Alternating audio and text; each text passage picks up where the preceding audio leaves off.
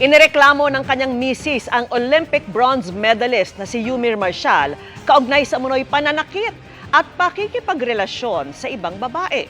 Pinabulaanan yan ng boksingero at nakatutok si Mav Gonzalez. Parang kailan lang na masaksihan natin ang suportang ibinuhos ni Princess Marcial sa kanyang asawang si Yumir matapos ang bigo nitong tangkang magkamedalya sa 2024 Paris Olympics.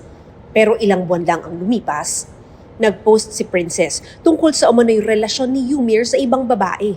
October 22, 2024, nakita ko po yung wallet ng babae sa bag niya. October 24, nakita ko po sa Find My iPhone location, nasa area po siya ng NAIA Terminal 3. Nahuli umano niya si Yumir sa isang condominium sa Pasay. Pagbukas po nung security guard, pumasok yung ate ko, and then ako po yung huling pumasok. Pagpasok ko po, yung babae nakatayo. So nung nakita ko po na nandun yung asawa ko, pumunta po ako sa higaan, nakita ko nakahiga, walang damit. Ayon kay Princess, pinaaresto niya si Yumir at ang babae. Pero kalaunay pinakawalan din matapos niyang pumirma ng affidavit of desistance. Pero imbis aniya na magbago, ay minanipula pa umano siya ng boksingero. Kaya nakipaghiwalay na umano siya at pinutol ang komunikasyon nila. Kasunod ng trauma, emotional stress at physical abuse umano. Yung pananakit niya na tinatanong niyo kung ilang beses, hindi ko na po mabilang. So minsan talagang hindi niya napipigilan, nasasaktan niya po ako.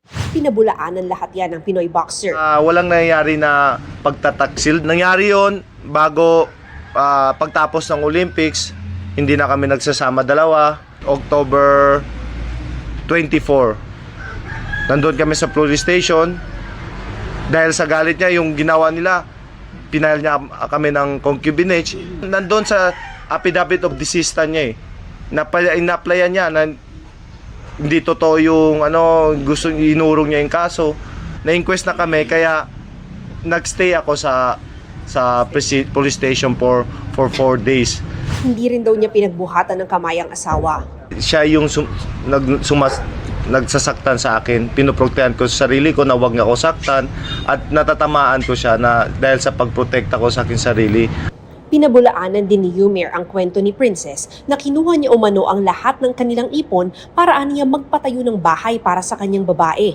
Hindi po totoo yun. Una-una, yung account namin, yung joint account namin, nasa kanya.